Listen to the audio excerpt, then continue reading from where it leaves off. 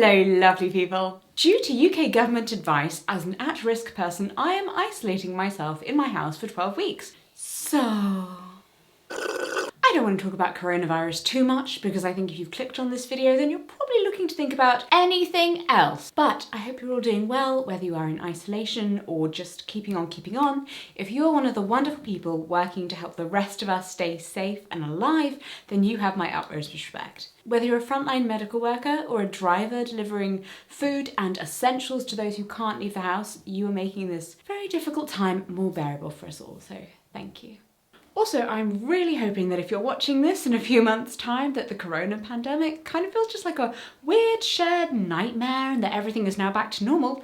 Please leave me a comment if that's the case. I look forward to the day when the majority of comments are just, everything is fine now. To cheer us all on, I thought we should have a little history session and learn about someone inspirational who had to get through tough times and kept fighting for what she believed in. Rosa Billinghurst, a rule-breaking disabled suffragette. If you're interested in learning more about amazing disabled or queer people from history, then I suggest you check out my Historical Profiles playlist, where you can learn about the history you should have been taught in school. Subscribe if you like history and queerness and disabledness, or you just need some videos that are kind of calm but slightly amusing. If you've seen my video, Why Not All Disabled People Want to Be Seen as an Inspiration, link in the description and card above, you'll know that I don't use the term inspiration lightly, and I certainly would not use it about someone purely because they had a disability but just kept on living their life. Because just being disabled isn't in itself inspirational, it's just life. However, should said disabled person have an attitude that inspires others to make a positive change in the world, then they are inspirational, and Rosa was certainly that. Rosa Billinghurst was born on the 31st of May 1875 to banker Henry Fancombe Billinghurst and his wife Rosa Ann Brinsmead Billinghurst in Lewisham, London. She was the second of 9 children in a well-educated middle-class family. As a small child, she contracted polio, much like President Roosevelt, who I talked about in my last historical profile. The illness left her paralysed from the waist down, and she wore leg irons, using crutches or a modified tricycle to move around. She spent the early years of her adult life working with the poor and teaching at a Sunday school. Along with her sister Alice, she volunteered to work with children in the Deptford slums, local workhouse inmates and prostitutes. Exposure to injustice increased her interest in politics and thus turns her towards the issue of women's suffrage, i.e. the right to vote. For many suffrage campaigners, having the right to vote was about the change they could effect for others by taking part in politics. It was felt at the time that politicians, who were obviously all male and wealthy, didn't care for the plight of poor families or unsupported women because these were women's issues, even though they didn't allow women into politics to deal with said women's issues. So logic they had none. Well, to be fair, they just assumed that all women were illogical, so they by default had the logic.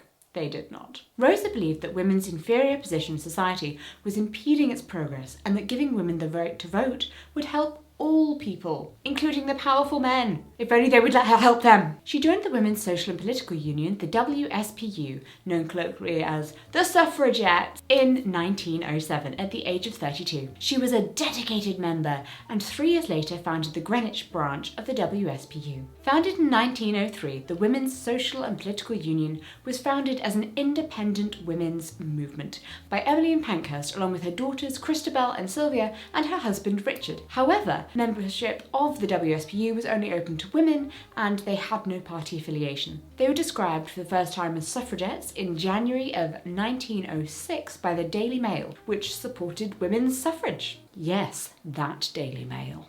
We're not all proud of our grandchildren. In 1905, the group convinced the Liberal MP Branford Slack to introduce a women's suffrage bill, which sparked publicity and the rapid expansion of the group, but was ultimately talked out or filibustered. Following the failure of the bill, the WSPU changed tracks and focused on attacking whichever political party was in government by campaigning against any legislation which did not include enfranchisement for women.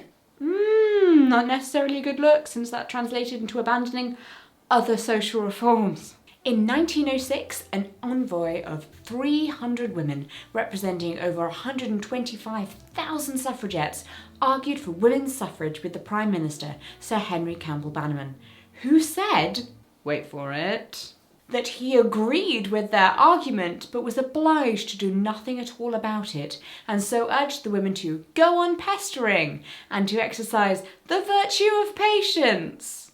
I know, a man told a woman to shut up and be patient. That ended really well for him. Some of the women Sir Henry foolishly advised to be patient have been working for women's rights for as many as 50 years, and they really took the go on pestering to heart. The WSPU membership then became known for civil disobedience and direct action. They heckled politicians, held demonstrations and marches, broke windows in prominent buildings, set fire to post boxes, committed nighttime arson of unoccupied houses and churches, and broke the law to force arrests. How are you feeling now, Sir Henry? The Labour Party voted to support universal suffrage in 1907, meaning the right to vote for all adult citizens, regardless of wealth, income, gender, social status, ethnicity, etc.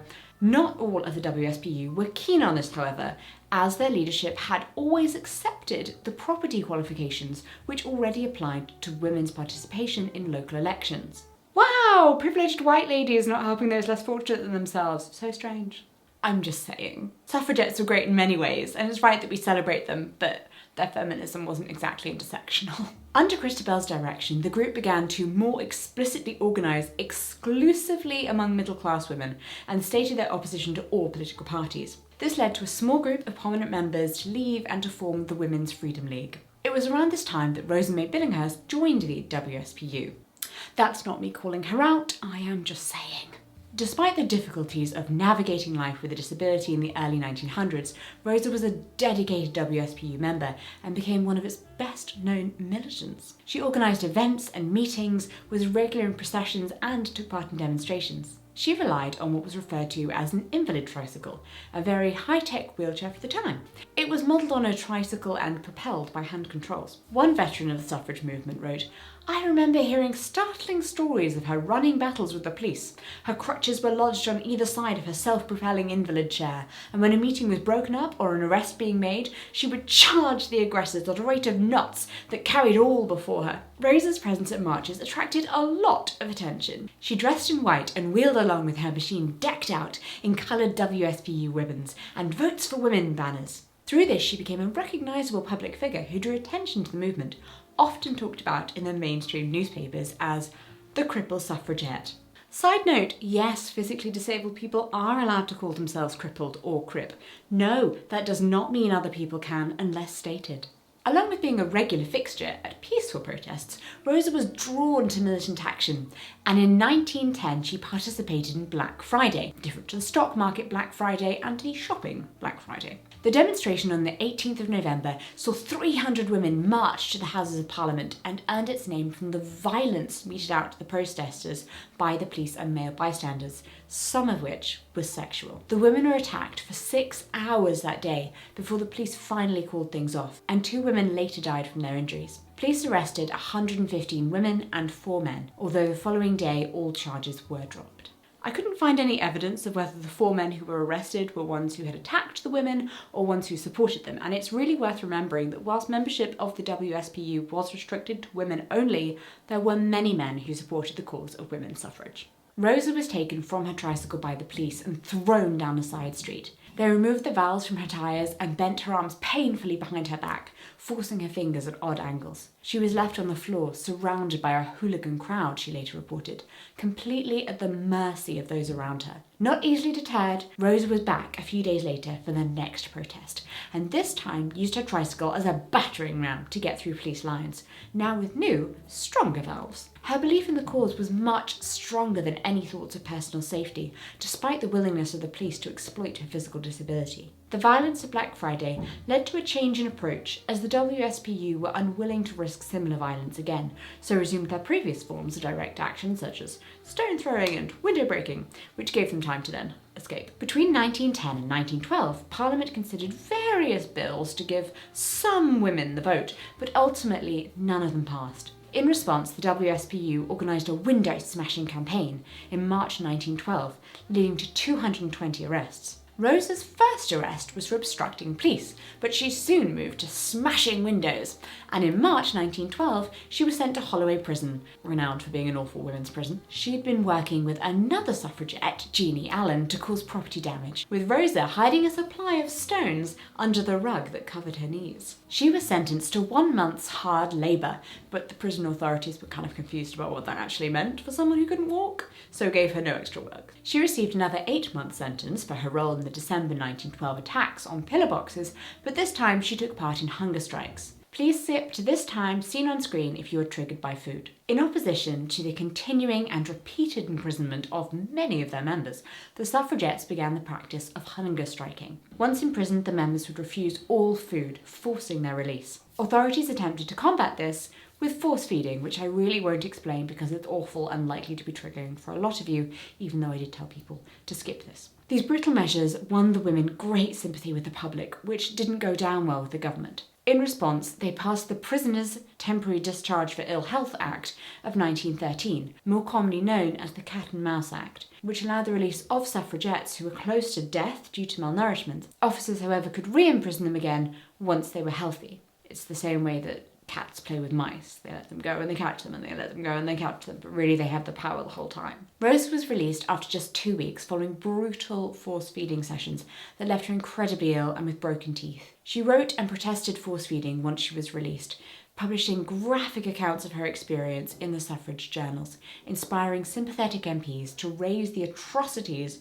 of force-feeding in Parliament. She was later given a hunger strike medal for valour. This, of course, did not slow her down, and she carried on campaigning by chaining herself to the railings of Buckingham Palace. She spoke in public meetings, and despite the police tipping her out of her wheelchair on a number of occasions, nothing could hold Rosa back. On the outbreak of the First World War in 1914, Christabel Pankhurst, then head of the organisation, declared over the objections of others that the WSPU should suspend its campaigns in favour of nationalism and supporting the British government in the war effort. This was a move Rosa supported, although it led to the WSPU fading from public attention and being dissolved in 1917 when Christabel and Emmeline Pankhurst founded the Women's Party, a political party that advocated for a number of feminist policies. These included maternity and infant care, equal pay for equal work, equal marriage and divorce laws, equality of parental rights, bearing in mind at this point women and children were essentially still the property of the husband, and raising the age of consent. Christabel said that the Women's Party stood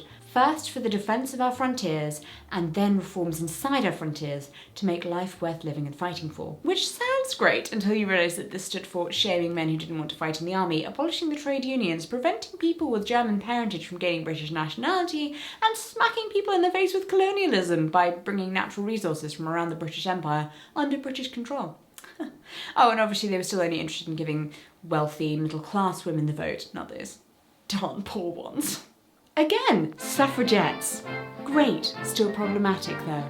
The Women's Party was launched at a time of growing domestic support for the left-wing Labour Party and the rise of Bolshevism in Russia, which rather endeared it to the right-wing government. Finally, in 1918, at the tail end of the First World War, Parliament passed an act granting the vote to all men and women over the age of 30 who were householders, the wives of householders, occupiers of property with an annual rent of £5, which was a lot, and graduates of British universities. About 8.4 million women gained the vote. We all owe the suffragettes a great debt for getting the ball rolling when it came to universal suffrage. In the years after the suffrage era, Rosa remained committed to the cause, joining the Suffragette Fellowship and supporting Christabel Pankhurst's ultimately unsuccessful election campaign for the Women's Party in 1918, although it was very close. Rosa is an inspiring example of someone who fought for what she believed in, no matter the personal cost or the hurdles she had to surmount. As an active participant in the battle for women's emancipation,